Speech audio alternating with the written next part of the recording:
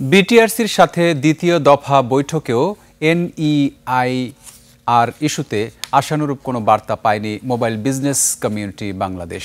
বুধবার বিকেলে ফের বৈঠক হবে, যেখানে অংশ নেবে অর্থ মন্ত্রণালয় আর এনবিআরের প্রতিনিধিরা।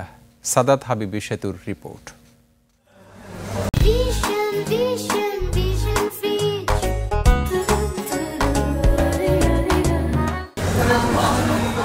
পূর্ব ঘোষণা অনুযায়ী আসছে 16 ডিসেম্বর চালু হওয়ার কথা national equipment identity register NERI system. এই প্রক্রিয়া চালু হলে দেশে সক্রিয় থাকা সব মোবাইল ফোন স্বয়ংক্রিয়ভাবে নিবন্ধিত হয়ে যাবে, আর এরপর থেকে অবৈধভাবে আমদানি করা মোবাইল হ্যান্ডসেট বিক্রি বন্ধ হয়ে যাবে। সরকারি কর্মকর্তারা যারা আইফোন চালাচ্ছে, তাহলে তারা কি ফোন চালাচ্ছে? তারা কি বৈধ ফোন চালাচ্ছে?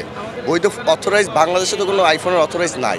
গুটি কয়েকজনকে সুবিধা দিতে যদি 20,000 ব্যবসায়ীদেরকে পথে নামায়, সেটা তো আমাদের দেশ থেকে আসলে আমরা যারা নাগরিক এদের তো এক খেলা শুরু করে দিছে।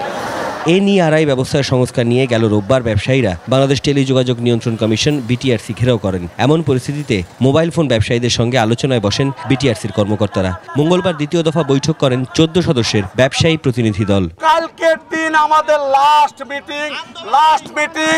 কালকে আমরা ওই মিটিং থেকে বের হয়ে আমরা সিদ্ধান্ত নেব যে আমরা কি করব।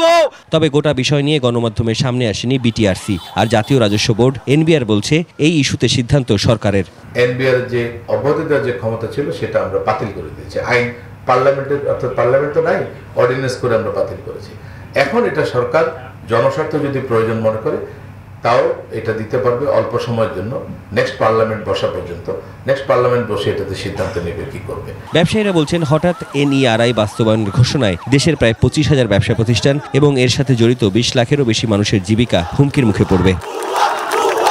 সাদাত হাবিবি সেতু, 21 টেলিভিশন, ঢাকা।